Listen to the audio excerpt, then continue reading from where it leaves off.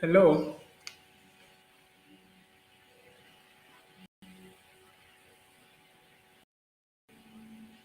hello, good afternoon. Welcome to the East.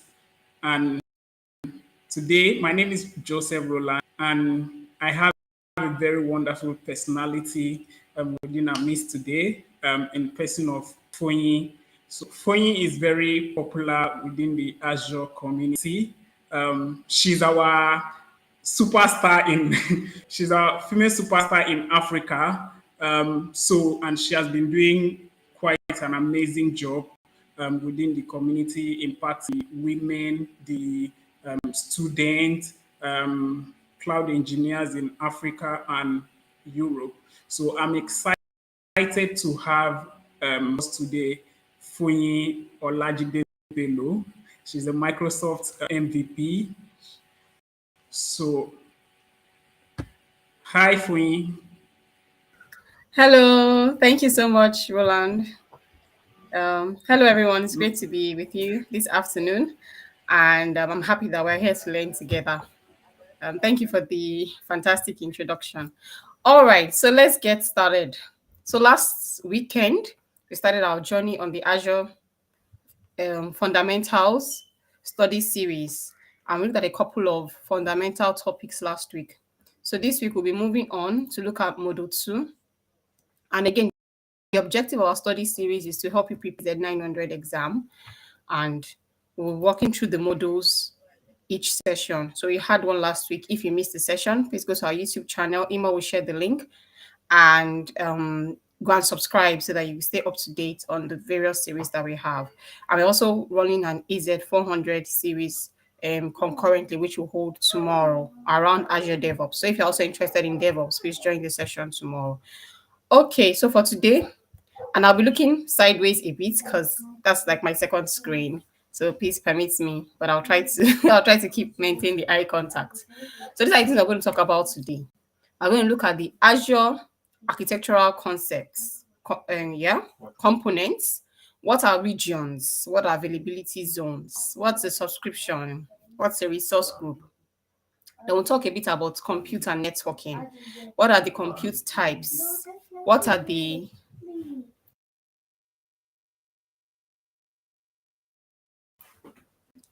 apologies?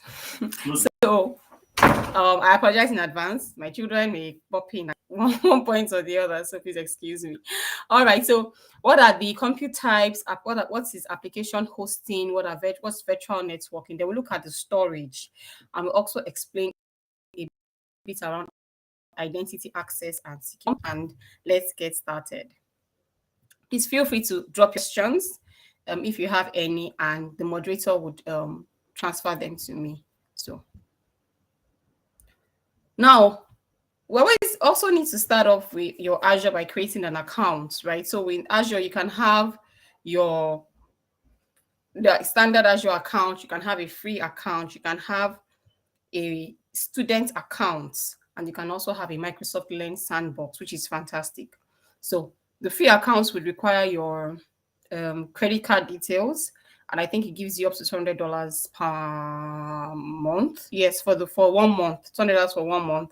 Then the students also have their accounts, but you need to give a valid, like a way you can confirm that you are a student. But the Azure Learn is kind of the easiest to use, and we'll share a link shortly to show how you can activate your Azure Learn sandbox. It's not like everlasting, so I think your entire sandbox will last about 1 hour for you, and after that, the whole thing is wiped off. But the beautiful thing about it is that you can create and you can get the experience that you require to carry out your labs on it. And it's strictly for Microsoft Learn content, which is what we're covering today.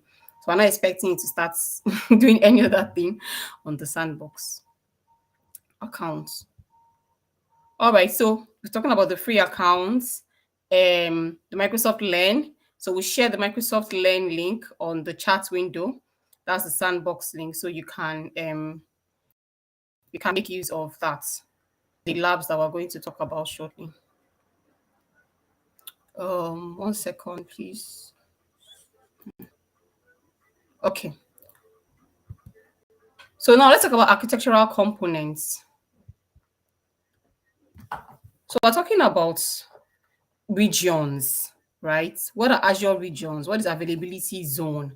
What are Azure data centers? Now, Microsoft Azure, just imagine the regular data centers that you have. So if you have been opportune to see, like going to a data center before, it's just a large space with loads of computers, like lots and lots of servers, all connected to each other. And there's a lot of AC in the room to ensure that the systems don't overheat. And then you have all sort of networking devices that look like massive webs. You have fiber connection to the systems. You have then you have different moving pieces, switches, routers, everything that you can imagine happens there. And then most of the time we'd also have two power sources. So you have a power source coming from the direct electricity and another power source coming from the inverter. So that's kind of what a data center looks like. Now, just imagine this is the same thing you have in Azure, right? So it's just located somewhere. All of these systems, all of these machines are located somewhere. And then Microsoft has given us access to make use of these resources. So we don't need to bother our heads about storage, about the physical devices anymore. Microsoft has taken all of that headache off of us to say, you know what, if you want to use anything, just go ahead and start using. So previously, if an organization wanted to say a business wanted to create a particular application, they would say, oh, these are the server requirements that we need. And then the IT team will need to order blade servers, and sometimes it take up to 2 months. They'll say, oh, where is the server? We'll say, oh, it's currently being shipped. It's in the ship. And some of us may remember these experiences a couple of years ago. Oh, the ship hasn't arrived yet. That is bringing in the blade servers. And then the blade servers come and they say, oh, the users come again. Do we have our servers? And I say, oh, yes, the blade servers have just arrived. It's in the port. We need to go and get it. Then you go get the servers. And then they say, oh, where is our server? I say, oh, we've brought it in, but we need to install it into the rack. There's just a lot of process around it. But Azure has completely taken all of that out of the way. Okay. So let's look at 1 second. Yeah. So these are just some of the things that we'll be looking at today in our session. So this is what the regions look like, right? These all the boxes that you have across here are the different regions that you have where we have the Azure data centers, right? So like when you want to create a virtual machine, you say, oh, what region do you want to create this in? So this is all the regions that we have, and you need to pick the one that is closest to you. So you can see we have one here in South Africa West and another one in South Africa North, and then we have a couple of them in the US all here, and then we also have in Europe, Europe West. Before South Africa, we used to use West Europe a lot, and then there's also a couple of them around this area.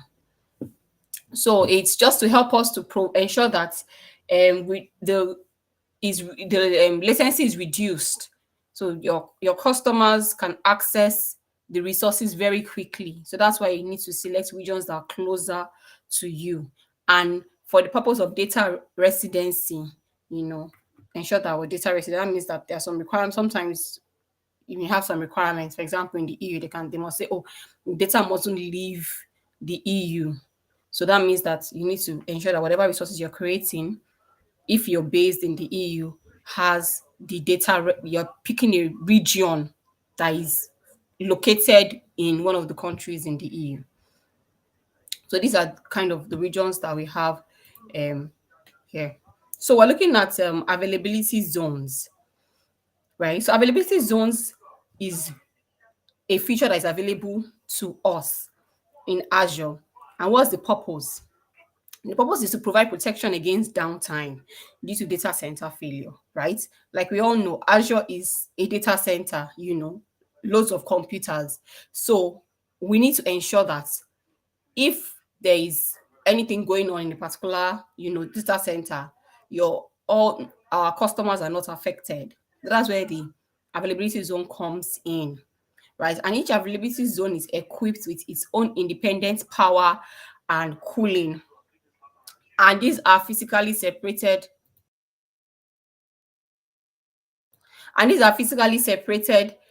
data centers in the same region. So each data center has its own cooling, its own power, its own networking, and they are now connected to each other through private fiber optic networks. So that's what the availability zone means. Now we have peers. So we have regional peers, and these are at least 300 miles of separation between one pair and the other pair, right? So we can see the pairs here on both sides of this table. And you have automatic replication for services, right? So whatever you have in pair A will be automatically replicated on this other pair. So each Azure region is paired with another region. They are 300 miles apart from each other, and it provides automatic replication from one region to another. So that's what we are talking about when we're talking about paired region. And updates are rolled out sequentially to minimize downtime.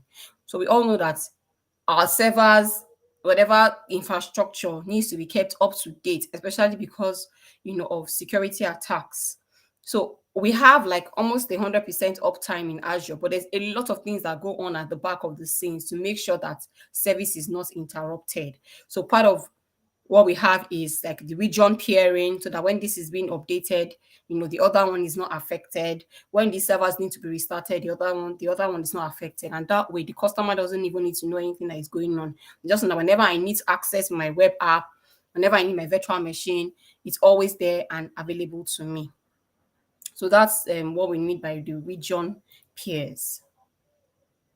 All right, we also have something we call Azure sovereign regions, right? So these are kind of, I would say, private Azure spaces that are created specifically for governments, right? So like we have a physically isolated non-US government deployments.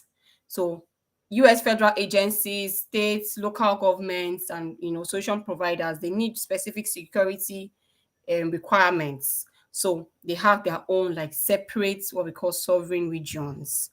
And I know we also have some in China. Just on our next slide, we have Azure China. So Azure China is isolated from all the other Azures that we have. And we have the US government, we have Azure China, we also have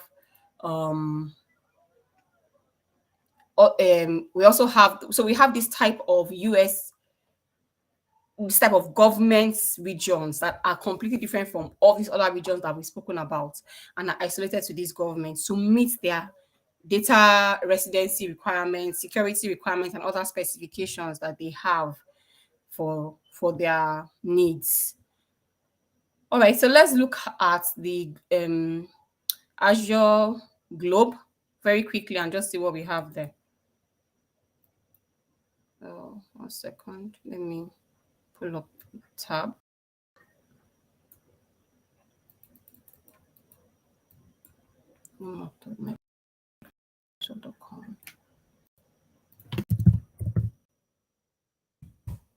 So in our spare time, you can look at this. Just show how the whole Azure infrastructure is laid out. So while this is loading,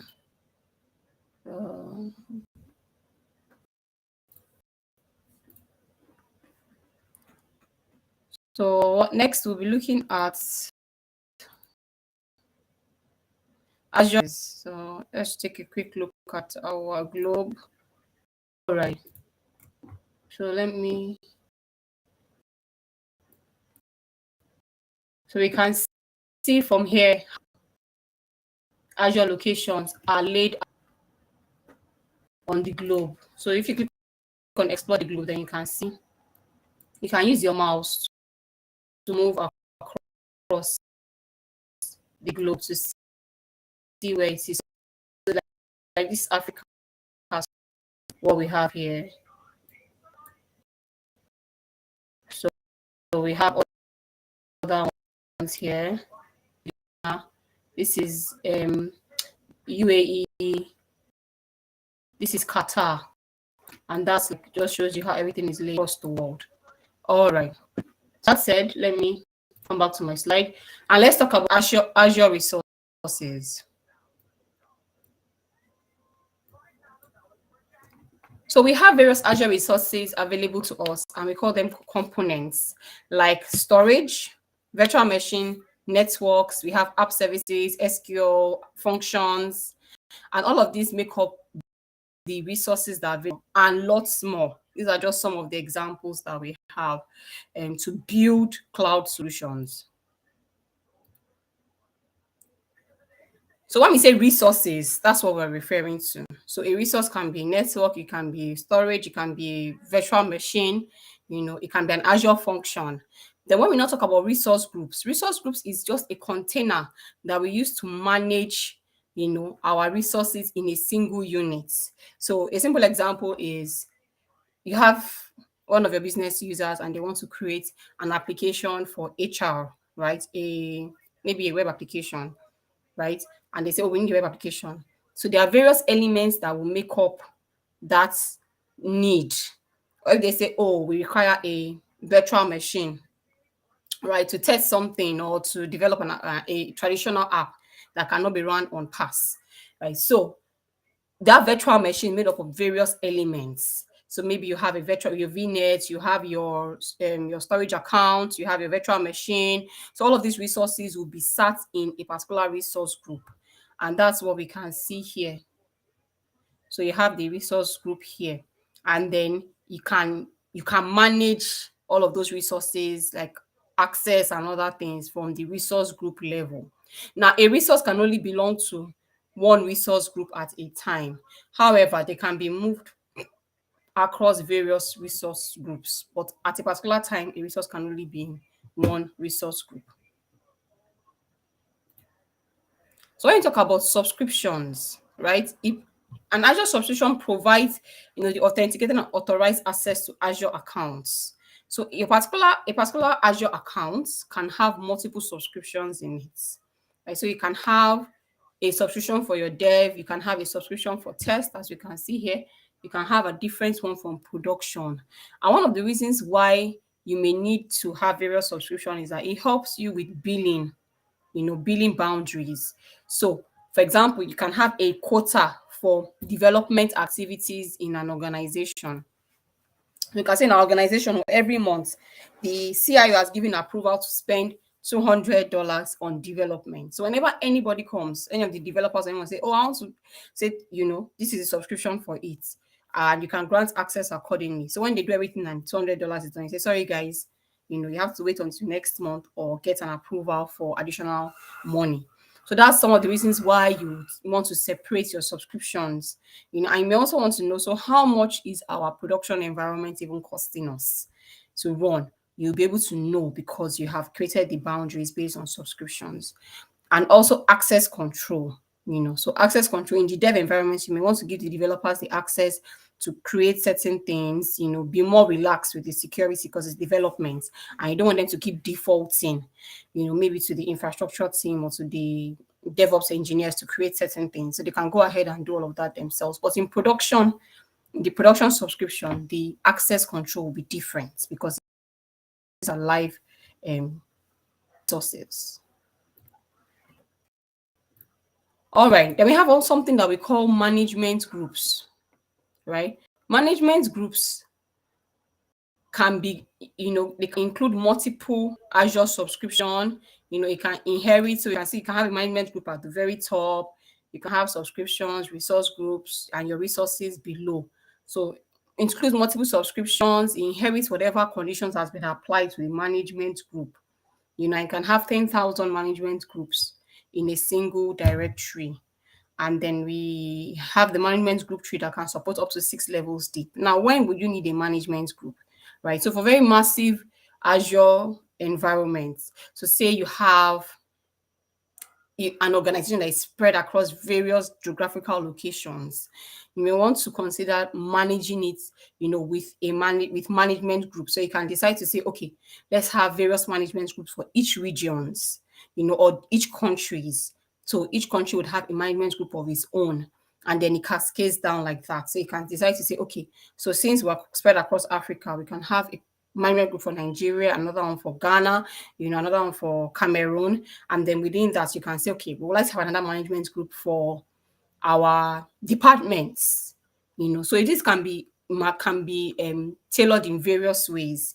And another thing that management group helps us to do is to manage, security access and also even billing. With the management groups, you can roll up the billing easily to see what the charges are like across the management groups. Right, so let's talk about network and computing.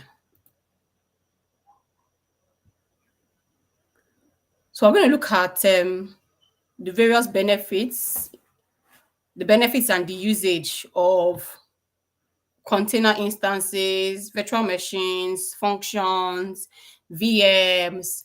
We'll talk a bit more about availability sets, Azure desktops, what are the resources that are required for virtual machines. We'll look at Azure web apps. We'll also look at a bit into the virtual networks. Now, compute. Azure Compute is on-demand computing service that provides computing resources. So disks, processor, memory, network, operating systems, right? So we have our virtual machines, app services, container instances, AKS, and the Azure desktop. So these are the 4 things we're going to look at in this section.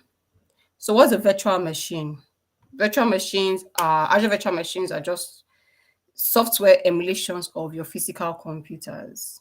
So they have a virtual processor, they have memory, they have storage, they have networking, basically everything you can see, like even on your laptop.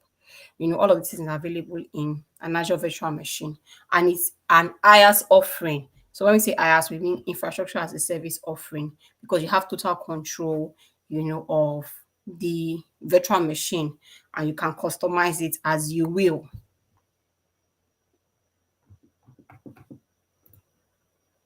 So we look at the virtual machine skill sets.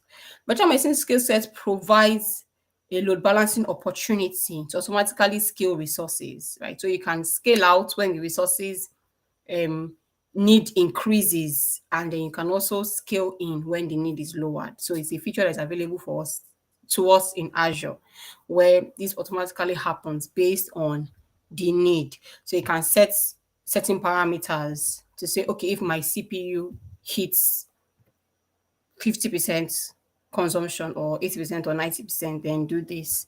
And then it's automatically scaling and out based on what you have set. And this is a fantastic way of also saving cost in your Azure infrastructure. So we'll talk about availability sets, right? And availability sets, we have what we call fault domain, right? And the fault domain groups VMs based on common power and networking. So the whole idea of the availability set is we don't want any VM to go down, right? For any reason. So the availability set gives us the enablement to ensure that we are able to stay on regardless. So we have the update domain, right? The update domain, that's the UD that we see in this diagram, means that we are going to group the VMs such that when an update is required, like we all know, we have patch Tuesdays when you have to install patches on the servers and the servers need to restart. So the update domain will group the VMs to ensure that these VMs don't like they don't die.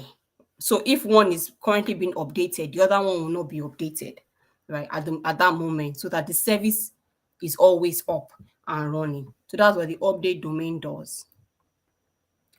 Then the fault domain ensures that the virtual machines are spread across various racks, right? So if you have your fault domain one, your fault domain one will have a different power source, for example, a different networking. So if there's a problem with this rack, the other virtual machine is not affected. So that's kind of the concept of availability sets.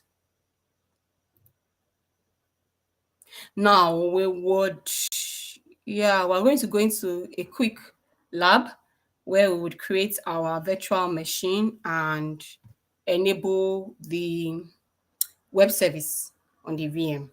So this is the link please can we share the link to the sandbox? So that's how you can create your sandbox. You can decide to follow along, like also do it on your end, or just watch me and then you can practice later on. And this is what we are going to do. Create a virtual machine and then install the web server package. So let me switch from my slide now into my demo. 1 second.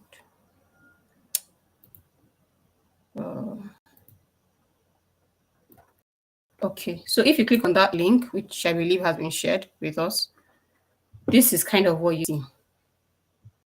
Right, so here, once you just say activate sandbox, let me refresh this.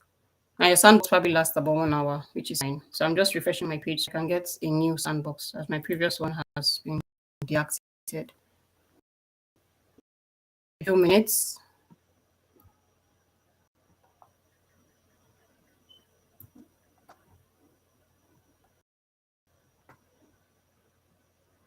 Let's just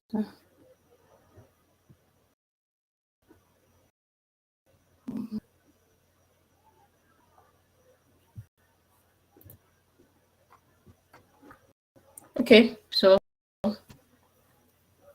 almost done, and let's get started. This is my link.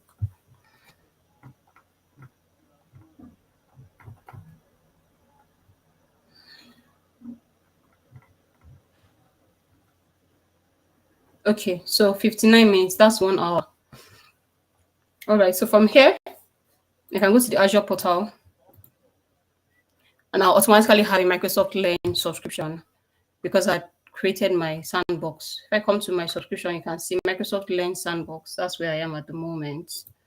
No, not virtual machine. Just show us the subscription.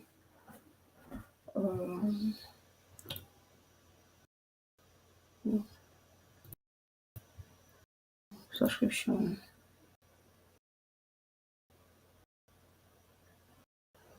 Okay, no. So what do I want to do? Come here, virtual machine. If your virtual machine doesn't show up here, just run a search from the search window, virtual machine, and it will pop up for you.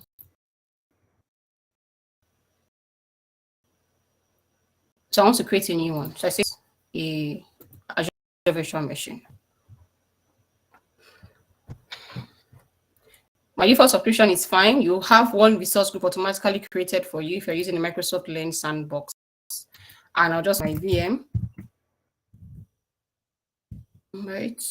I can pick the US East. And you can choose any region that you want. This is not fixed. I'll say no. Don't want any availability zones. Security standard, my image, I want to use Windows Data Center 2019 here. So I need to have my username. I'll call this Azure user, and my password. You can decide to use any password that you want. So this and paste. Okay. Now I'm going to allow certain ports here. So I'm going to allow the RDP, which is what will allow me to do my remote connection into my desktop. I'll allow HTTPS and also port 80. Okay, that's done. What else do I want to do? I'll come up to networking. I've confirmed that my ports are here. My inbound ports are fine.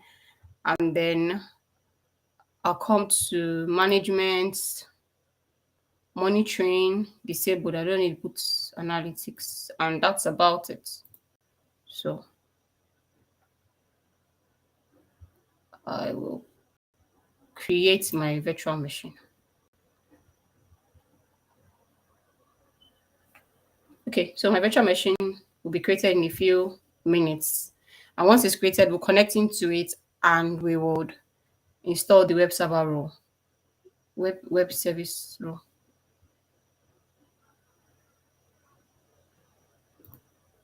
Yeah, web server package. Okay.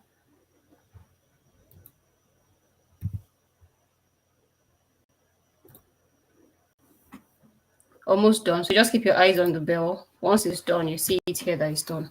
All right, so while this is running, let me progress with my slide because of time, and I'll go back and check it in 2 minutes. Now, let's talk a bit about Azure Virtual Desktop.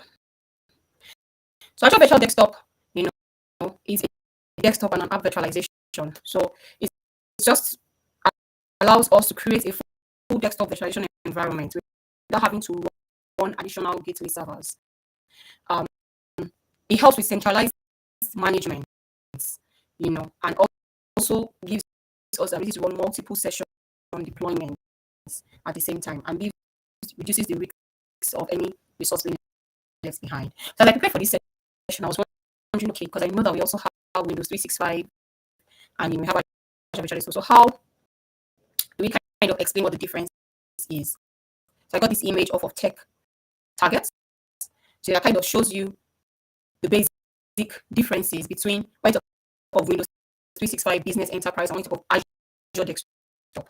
So Azure Desktop creates these personalized desktops for your users, and it's used for deployments of very large, for very large complex deployments. But with the Windows 365 Business and Enterprise, if you have less than 200 users, then you go for business. More than that, you go for enterprise. And if the Azure Virtual Desktop uses Azure AD, but the other two you can use the hybrid. So if your company has this hybrid deployment, like AD using AD Connect, then you can make use of the Windows 365. The Windows 365 is per user per month, but the Azure Desktop is charged per compute. So basically, pay as you go, pay as you use. So some other things to highlight is that with Azure Desktops, you can automatically scale, but that's not available with the Windows Business Enterprise. So it's just some kind of high level differences between the Windows 365 and the Azure Virtual Desktops. All right, so let me stop here and check on my VM. Okay, VM created. Let's go to the resource.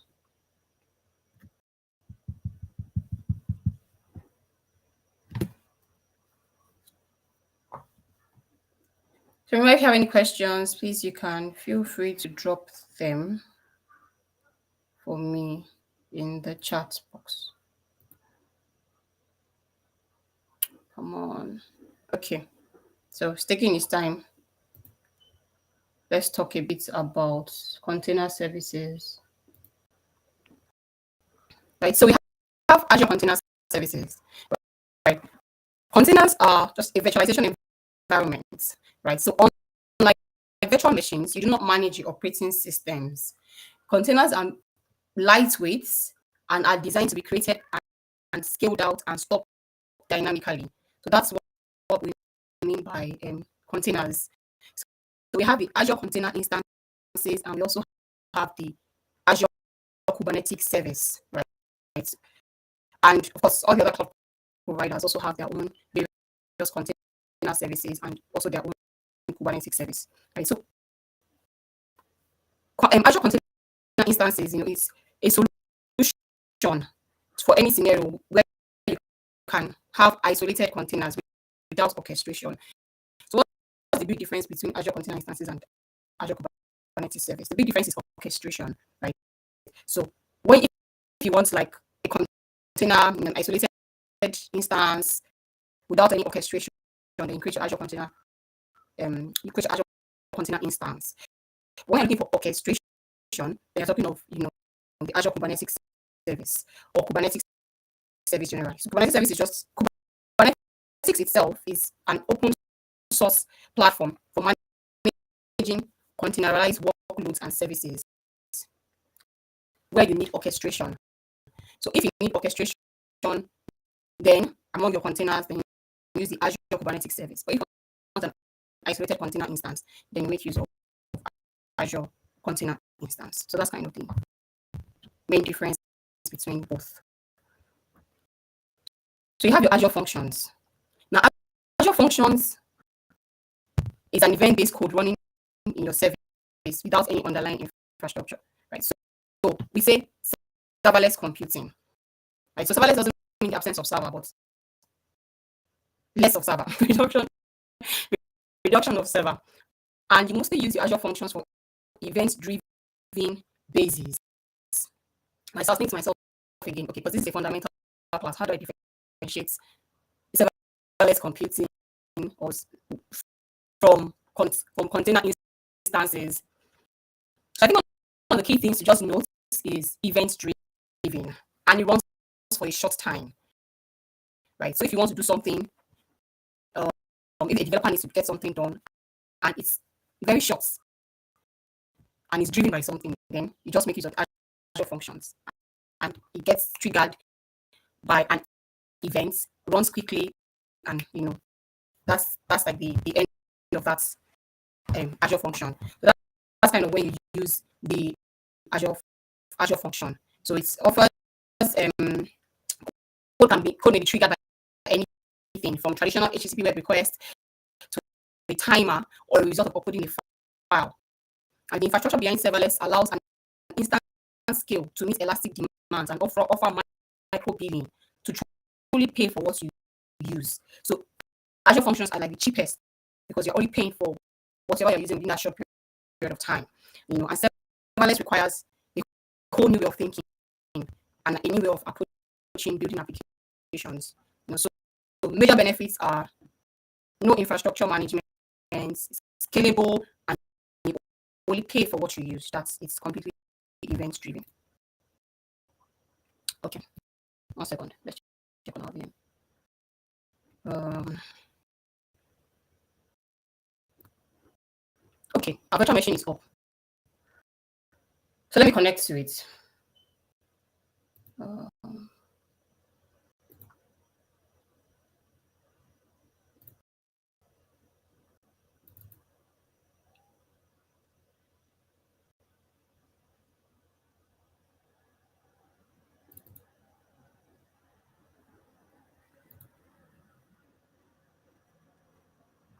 Okay, so I'm currently authenticating on my other window, and what you just do is you put in the IP address of your VM to get into the virtual machine itself. So that's 20.207.66. Then you put your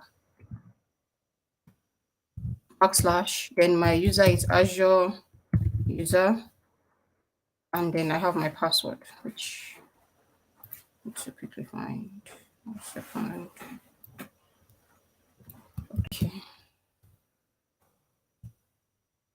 All right, connect. So my virtual machine is up.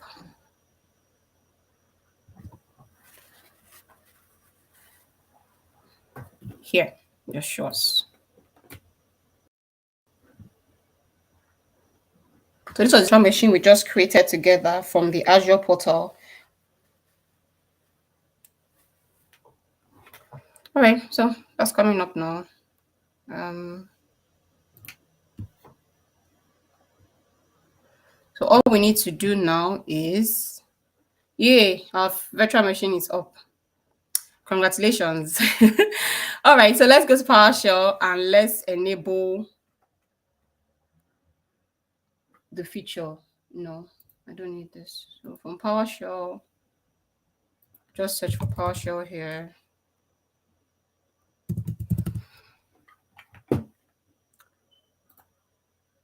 Run as administrator. Then I want to install the web server role. So I would say install Windows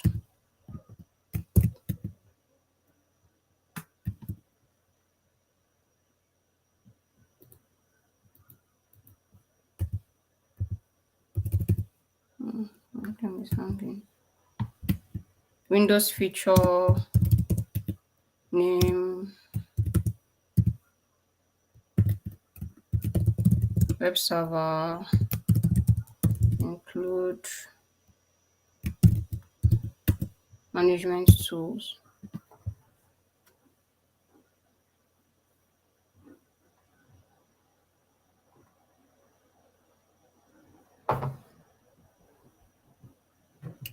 Okay, so give it a few minutes to run.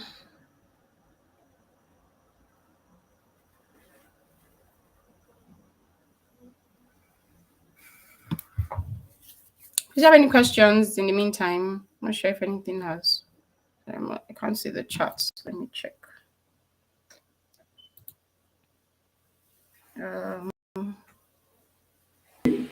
Yes, so there's a question. What are functional difference between Azure groups and Azure Container Services? That's from OB. Okay. So, So yeah, that's the first question. a resource group, right, is a group of resources, right? So like they're not even like they're not the same at all. So just think of a resource group as a folder in your C drive. Like that's just the basic way to explain it. And you can put in a file, you can put in a PDF, you can put in an image, different type of file types together to categorize it, right? So in your resource group, you can have a virtual machine, you can have a virtual network, you can have a storage, you can have various things there. One of the reasons why we have resource groups is to group, like, so if I want to create a new application, right, or if there is a new requirement in the business where we need to create 3 or 4 virtual machines for a particular purpose.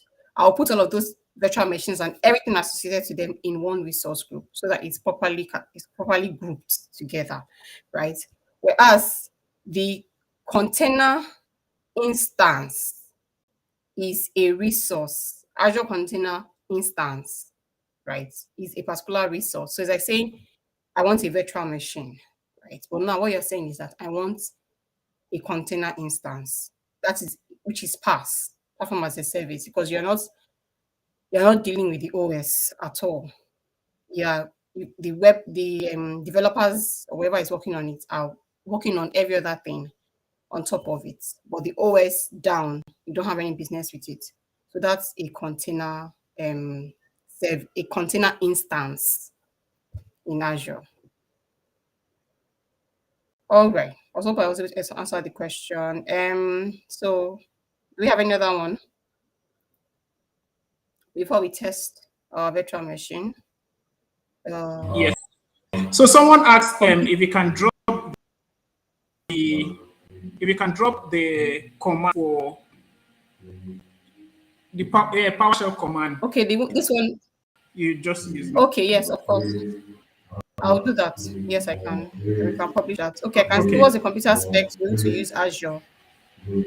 Like, if you mean like your laptop specification, I don't think there's really any spec. If you can go to your laptop and go to google.com and it pops up, Yeah, then you can use it.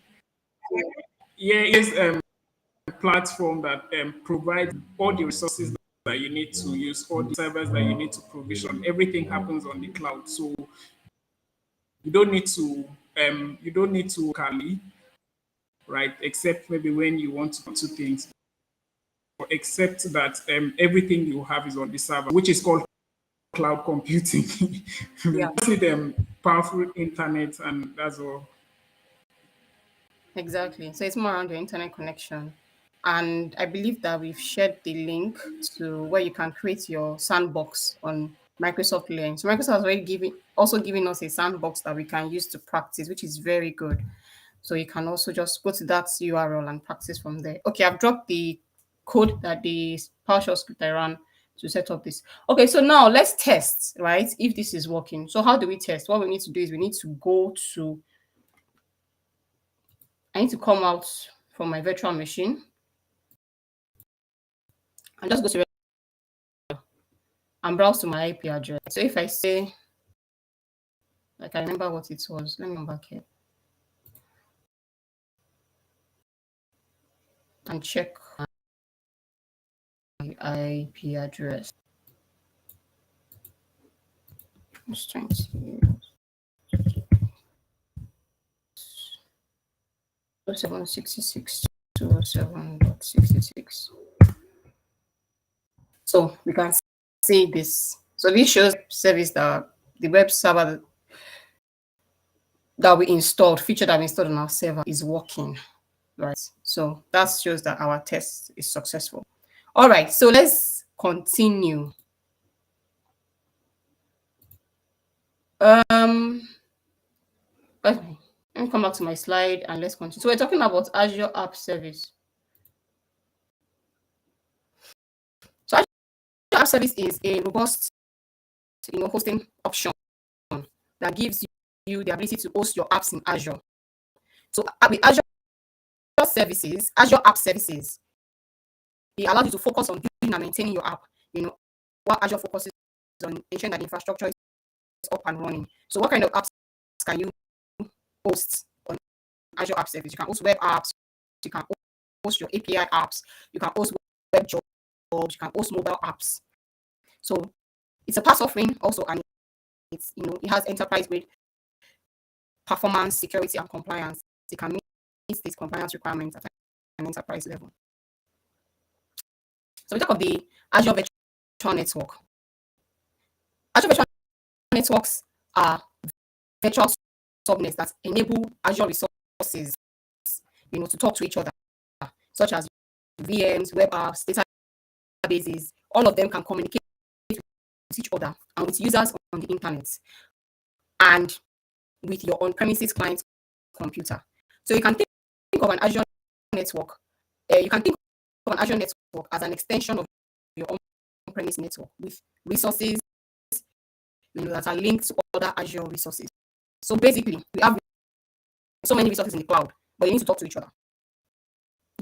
So how do we do that? We've created, like what we just did now, we created a virtual machine, installed the web server on it. How was I able to browse to it from the internet? So all of these connections, how we talk to each other, is what the Azure virtual network enables us to do. And some of the features of the Azure virtual network is isolation and segmentation, internet communications, communicating with other Azure resources, communicating with on-premise resources. You have the ability to also route the network traffic, to filter your traffic, right? And also to connect virtual networks together. So those are some of the things that the Azure VNet will give you the ability to do. So now let's talk about Azure Networking Service. That's the ExpressRoute. So the Azure ExpressRoute enables on-premise networks to connect to Azure over a private connection that is facilitated by a connectivity provider. What are we saying, right? So for some organizations, they may have a private cloud, right? They have the private cloud running. And this is very common in large enterprises like banks, right? The advent of Azure doesn't mean that, the banks will shut down all of their private infrastructure that they have already, because there are still some certain applications that cannot sit in the cloud, right, for various reasons. So, but how do we ensure that there's still a level of communication between the on-premise network, the network in the cloud? Remember that if you're in a structured environment like a bank, all of your computers will have local IPs, right? And you still need to be able to maybe carry out an RDP to a server in the cloud, which should not have a public IP. So all those kind of things, there needs to be a connection established between your on-premises and the cloud network. So you can see from the diagram that we have that this is the customer's network here. You need to have a network provider that can do this. An example of a network provider is Main1 in Nigeria that gives the ability to do this. And then from there, you can now hit number 1. So 365, all the services in the cloud.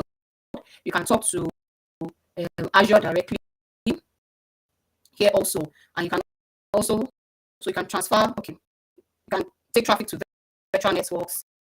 You can take traffic to public IP addresses in Azure and also your Microsoft 365. So some of the benefits of ExpressRoute is, allows connectivity to cloud services, we've shown that. So Office 365, Dynamics, all of that. Then it also gives ExpressRoute can give you global connectivity to Microsoft services across all regions with something called the ExpressRoute Global Reach. What does this mean? For example, let's imagine that we have an office in Asia, right? And a data center in Europe. And both of them have ExpressRoute circuits connecting them to Microsoft's network. You can actually use this ExpressRoute Global Reach to connect those two facilities together without necessarily transferring traffic over the public internet. That's one of the things that the ExpressRoute Global Reach gives you, which is a feature of ExpressRoute. Then it also allows dynamic routing between your network and Microsoft's something called BGP, Broader Gateway Protocol. Right. And what this just means is it allows you to exchange routes between your on-premise network and your resources in Azure. And it has built-in redundancy, right, in every peering location for higher availability. So each connectivity provider uses redundant devices to ensure that connections established with Microsoft are highly available. And you can configure multiple circuits to complement this feature. So what we are saying is that whoever your partner is will ensure that there is redundancy, right? You would have a pipe, for lack of any other word to use, you have a route A and a route B. So there's always redundancy. If one goes down, the other one automatically will pick up to ensure that there's no failure between your on-premise network and your Azure in the cloud. Oh, okay. If you have any questions, let me take a break, take a pause here. And before we continue to Azure DNS, let me see. Does Microsoft provide backup of Office 365?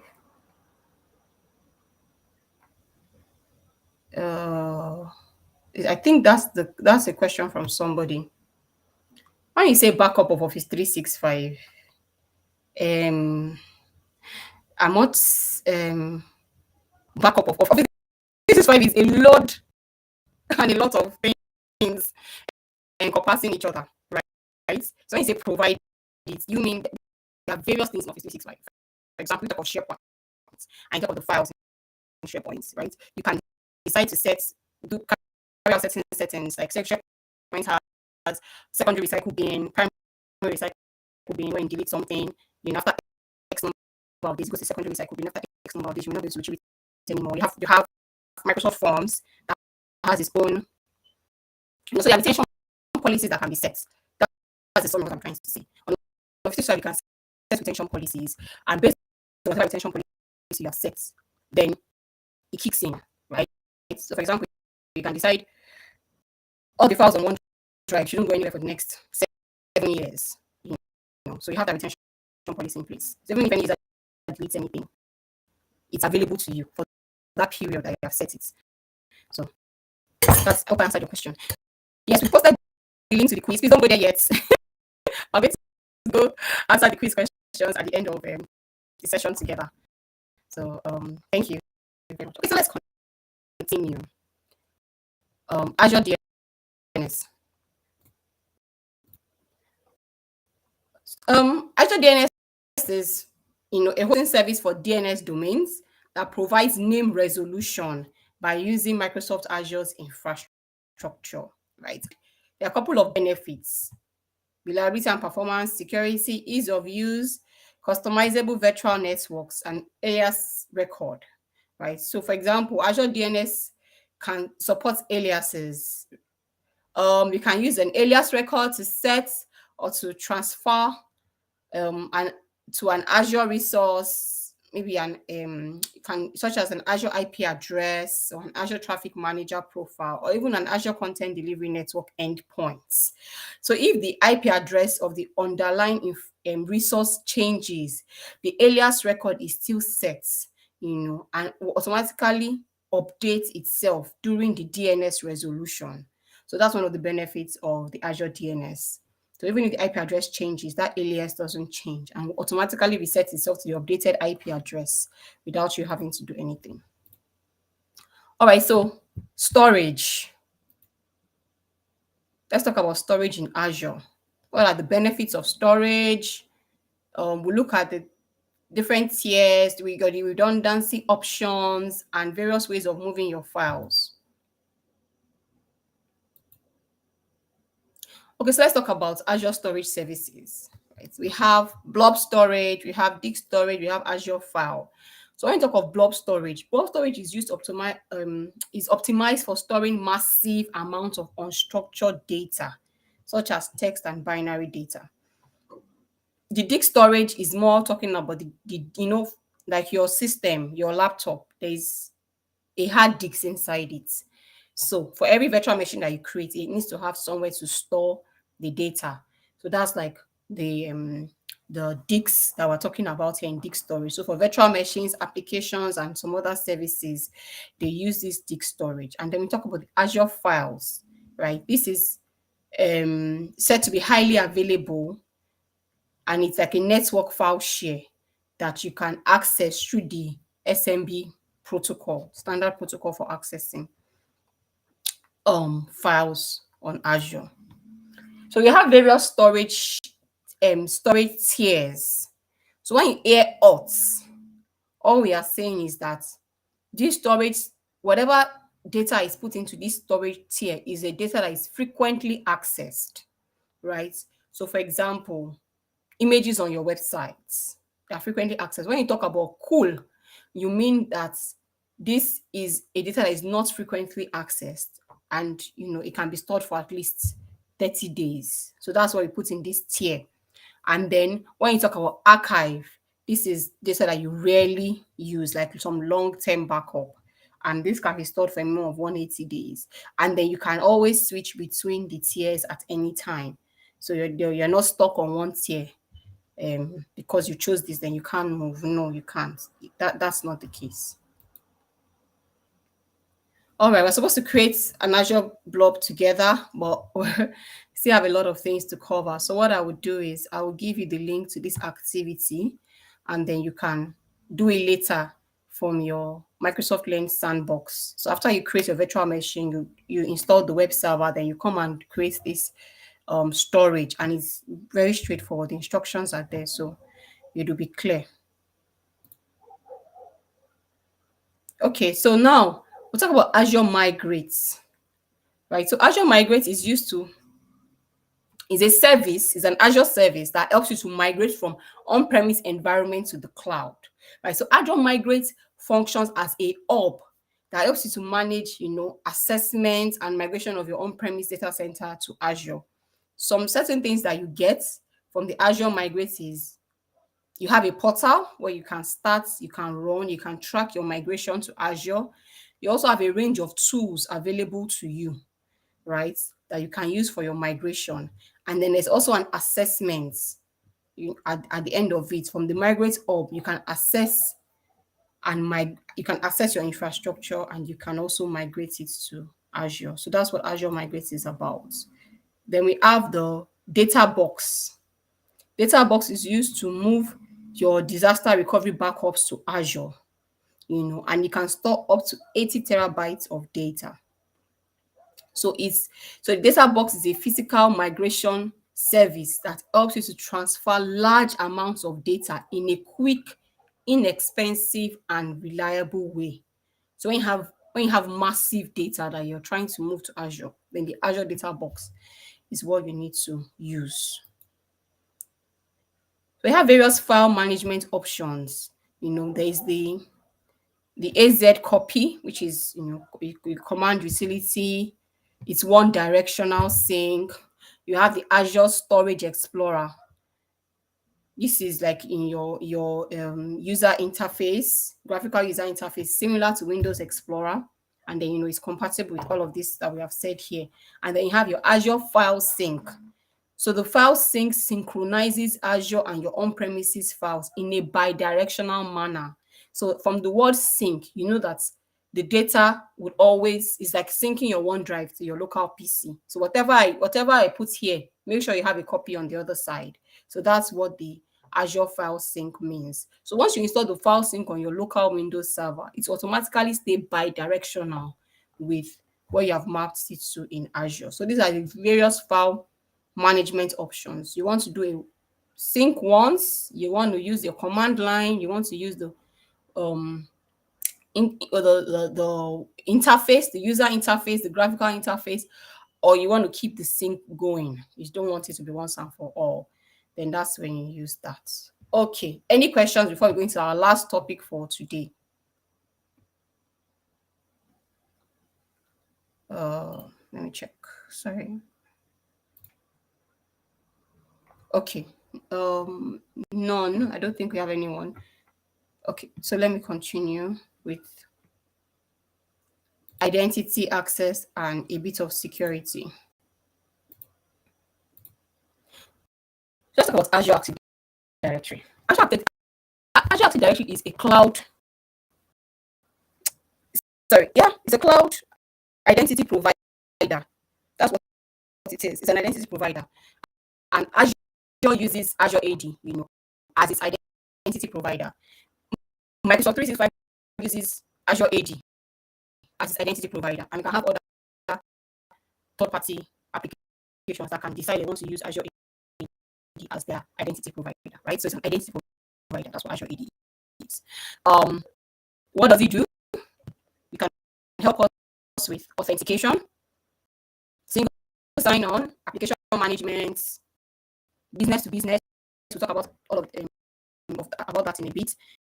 Business to customer identity services, and also device management. So let's compare difference between authentication and authorization. Right? Authentication identifies the person or service seeking access to a resource. Requires legitimate access credentials. Basis for creating secure identity and access control principles. That's what authentication is talking about. Authentication is basically, do I know you? I'm somebody, and I go to a house and I knock. I say, who is there? And my name is funny. I say, what's the password? That's if a house has a password. Anyway, but something, or maybe my voice is my password. I say, oh, okay, that's mommy. Okay, coming. So that means I've been authenticated. So I've entered the house. Now, authorization. Authorization determines an authenticated person, service, person or service level of access, right? And defines which data they can access and what they can do with it. So I've knocked on the door. It's phone. Oh, my children hear my voice. Oh, mommy, they're coming. So I enter the house. And what can I do when I enter the house? Because it's my home. I enter the kitchen. I'm authorized. I'm authorized to enter the kitchen. I'm authorized to put food on fire, to make spaghetti. I'm authorized to open the cupboards and make vegetable, soup and pounded yam and all that. I'm authorized to access those things and what I can do with it too, right? So I can access the place where the pounded yam is, and I can bring the pound flour.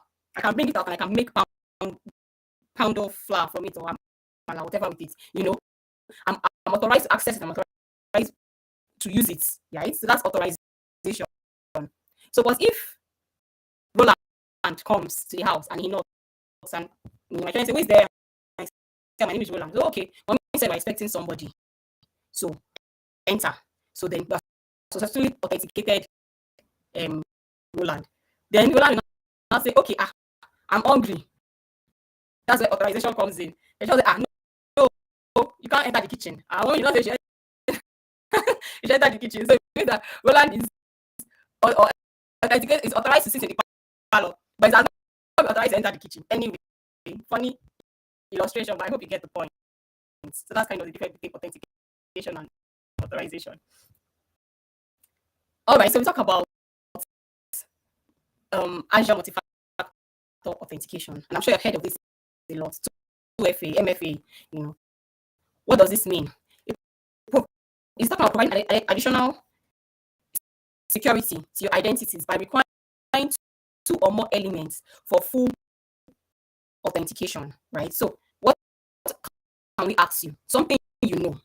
So what we call it multi-factor is because we are requesting for multiple things from you, not just one thing.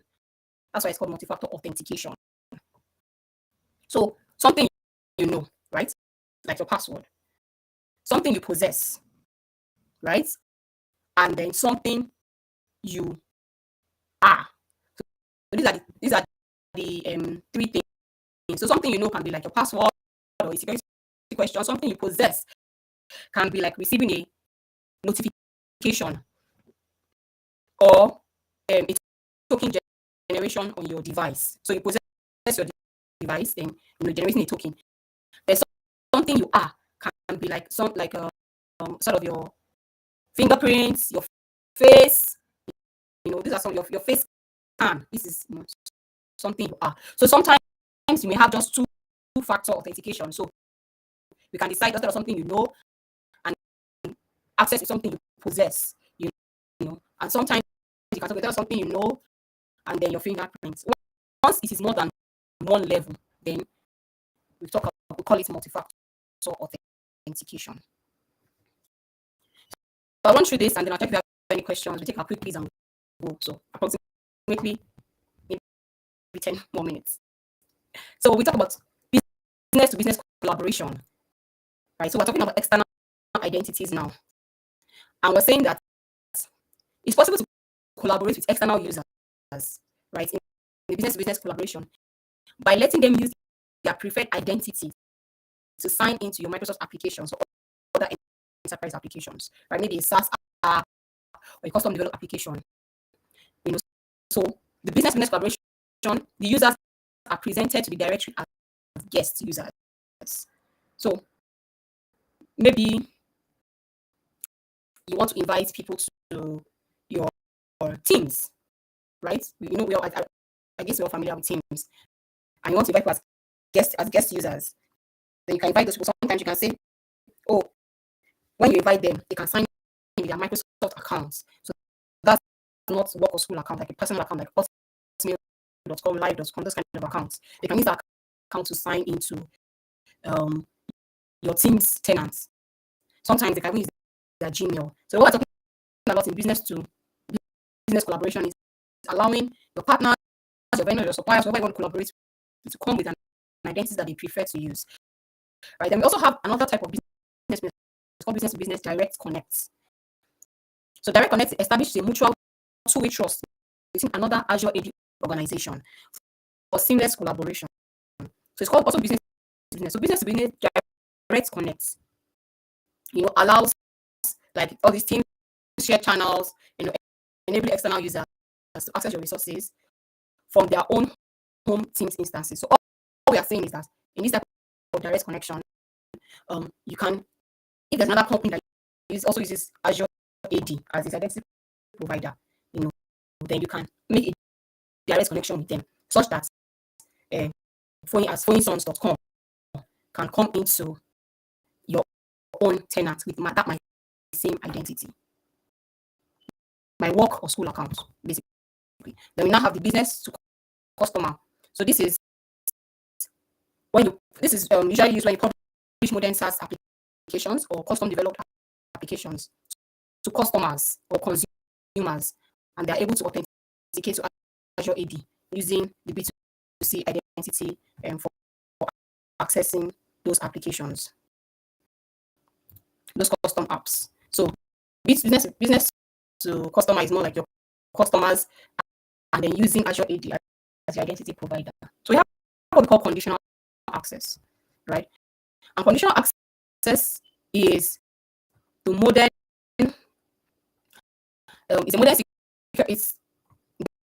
security parameter that now extends beyond an organization's network to include users, device, and identity.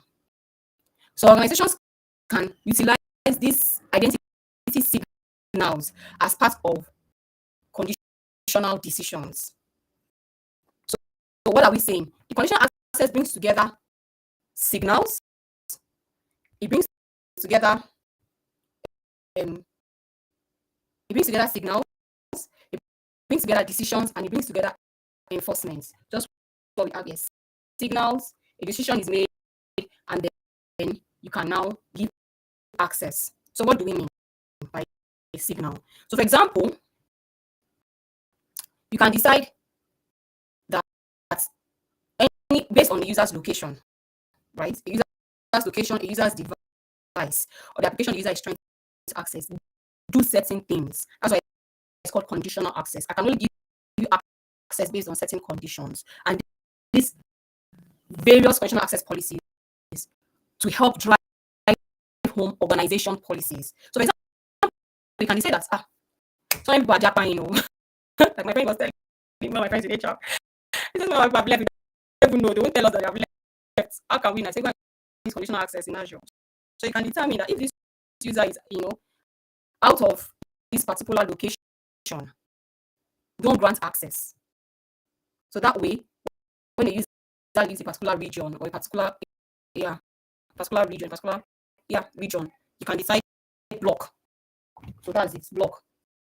You can also decide require MFA. So if you know that, okay, you have some people in Nigeria, they may be away on vacation. So you can say, but we need to be sure it's them. So if any of our employees have traveled for vacation, they still want to access their emails. Just a random example. They still want to access these applications. Then, once they're outside this region, request for a second level authentication. So ask them to put in biometrics or get a PIN from them, or using that authenticator app. So you can do that, and you can also decide else grant access. So if the person is in Nigeria, no problem, just grant access to the person. So that's kind of what conditional access does, and it also helps to enforce organizational policies. So some of the things that we experience on our devices, our conditional devices, are conditional access policies that have been set to say, oh, maybe you can't access certain company applications from certain devices, or you can only access you can only access Office 365 for your organization from your company device. You can't access that portal.office.com and sign in to your company portal from your personal device. So all those kind of things are done by using conditional access in Azure. It's very interesting, and it can also become a massive web where one condition is blocking something else. So something really have to be careful about. Okay, we're almost done. We're getting to the end of it. So talk about Azure role-based control. So as you start to use Azure, you hear of role-based control, and it's talking about fine-grained access management, right? To resources, to resource groups too. So we're just trying to segregate the duties, within the team, and grant only the amount of grant only access that is required to people to perform their jobs. So Azure role-based access is more around your resource groups and your resources. So we're trying not to manage permissions at a resource level because it gets very, very complicated. So it's best to manage your permissions at a group level for the role-based access. Then we talk about zero trust, right? Zero trust, and the security guys, if you have any on this call, we're very familiar with zero trust. Principles of zero trust: verify explicitly, right? Always authenticate and authorize based on data points. You have to verify explicitly. That's one of the principles of zero trust. Use least privilege access. So you must use least privilege access. Verify explicit and always assume breach, right? Minimize the blast radius and segment access. Verify end-to-end encryption. That's just based on zero trust. You have to assume there is a breach, give least privilege, and verify explicitly. So that's what zero trust. Some of the principles that guide zero trust, and this is kind defense in depth. So this is a layered approach to securing computer systems. So you can have protection across multiple layers, and attacks against one layer is isolated from subsequent layers. So this is also how Microsoft approaches defense. So you can see data is the one that is the safe, the one in the middle, because it's so critical. It's so critical. So then we have Defender for the cloud, which um, it just helps us to it's a unified infrastructure security management system. And what it does is strengthens the security posture of the data centers, the Azure data centers, and provides advanced threat protection across all the hybrid workloads, whether they are in Azure or not. So you can see there's a little screen here that kind of shows us how we are doing in terms of security, in terms of compliance, and workload protections. Some of the benefits: it strengthens security posture, protects against threats, it helps us to get secure faster, and it also helps us to comply with policies. And we also have security alerts, and we have a secure score, which is here. So here you can see that the score for this organization, what it is. You can see what is unhealthy, what is not healthy, and how you can mitigate against those. Okay, that said, we are done for today. Let me just do a quick recap of what we have learned. Today we look at fiscal alignment of infrastructure in Azure. We spoke a bit about the regions, availability zones, availability sets. We spoke about compute and networking services. So we spoke about your VM, cloud accounts, cloud storage. We spoke about container instances, Azure Kubernetes, Azure functions, Azure Virtual Desktop, all those interesting stuff. We spoke about storage.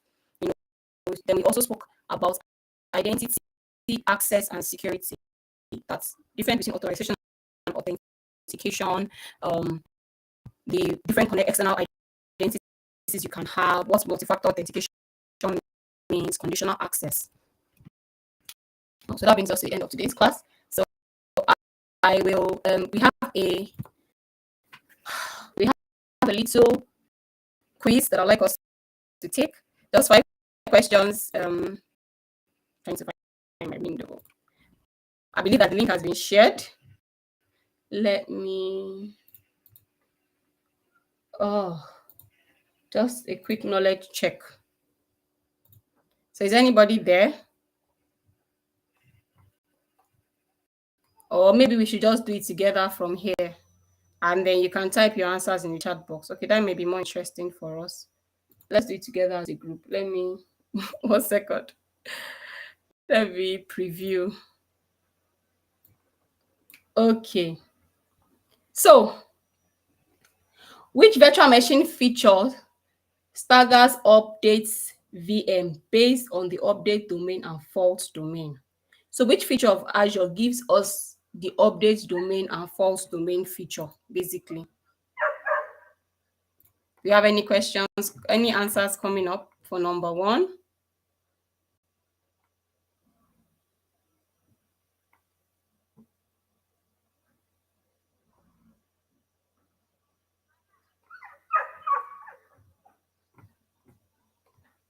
Where are the answers? Number 1, number 2, are we there?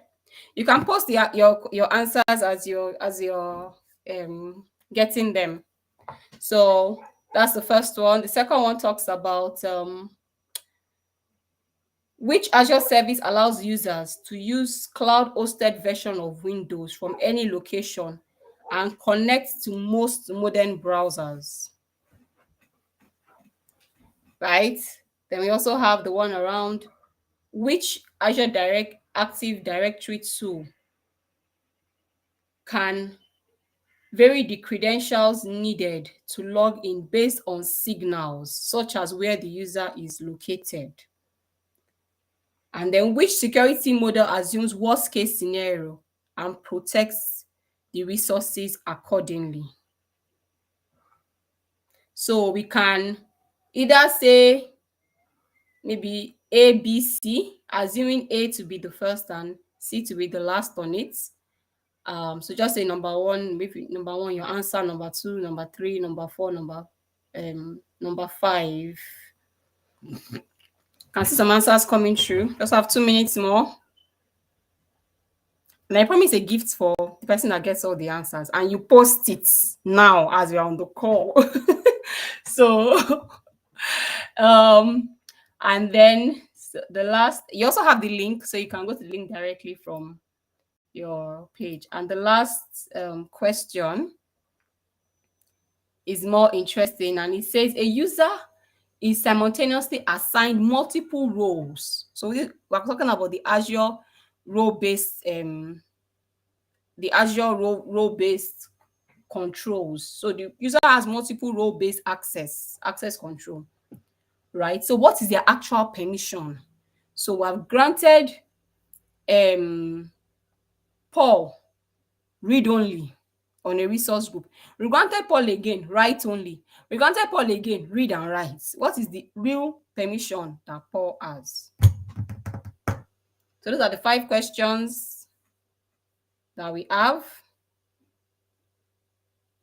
And give us 2 more minutes to answer them. After that, we are done for today. Thank you so much for coming. Thank you for staying attentive. Thank you for interacting. Thank you for the fantastic questions you asked. Okay, while we are answering, let me get the link for us. 1 second. The storage account that we can do that.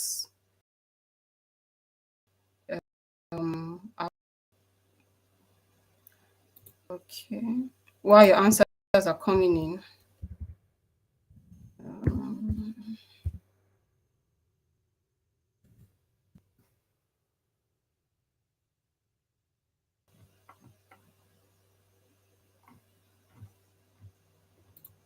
Okay, so this is yeah. The link is coming. I've sent it. It will be published now. Okay, so do I have anybody that's answered all 5? Obina, thank you. I can see answers coming in.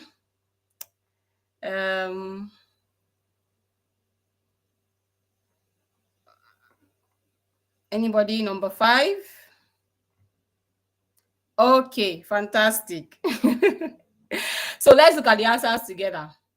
The first answer is availability sets. Remember, we spoke about availability sets, that we have the update domain, the default domain. Update domain ensures that whenever an update is being run on the virtual machines, they don't go down at the same time, So ensure that so that the VM is always up. Then the false domain ensures that the VMs are on different racks, so that if there's a power failure, network failure on a particular rack, the other one is working. And what gives us access to this feature is called availability set. So then we spoke about the Azure Virtual Desktop, right? That it allows us to host Windows, right? It allows us to host Windows on it, and then our users can just connect to that virtualized environment and have access to modern applications. So that was when I told us the differences between Azure Virtual Desktop and Windows 365 Business and Enterprise. Then we spoke about conditional access. That's number 3, right?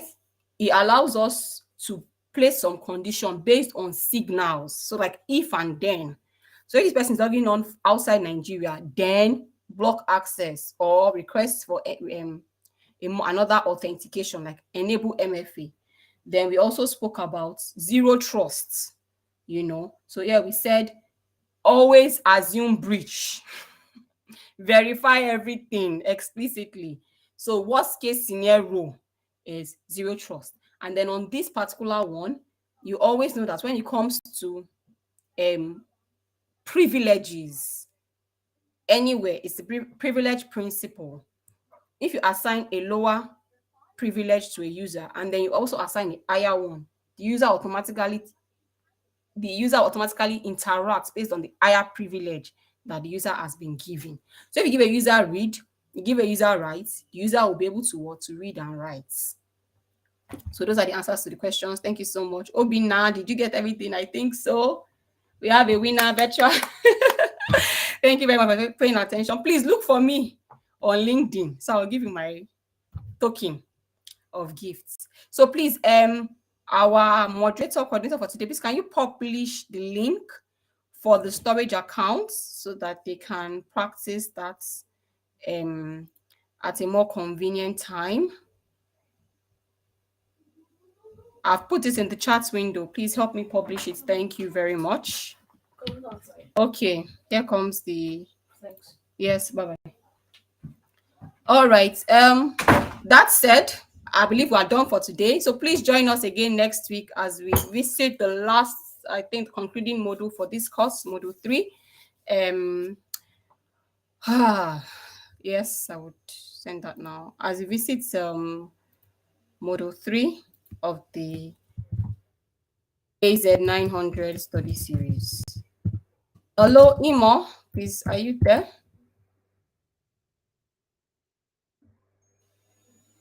Yeah, Okay, thank I you. can see you are coming up. Please, can you help me publish the Yeah, that's been done. That's been done. okay, the Yeah. docs, no, the link for the storage where they can It's see. been yes, I've been it has been published. It has been Okay, posted on the chat section. So you can look for Foyin using her name on LinkedIn. Foyin Olajide Bello. So she's very popular right on that platform. Okay. yes. So So thank you very much I'll be everyone expecting your for joining us. Yeah. We have come to the end of today's section. Don't forget to engage with the community. We have our social media platform. Whenever you search for Azure Nigeria community, we are very much available online. So look for us and connect with us. Reach out to the community and all that. Yeah, I'm sure you're going to enjoy all we have in stock for you. Thank you once again and bye. Bye. bye. Yeah. See you.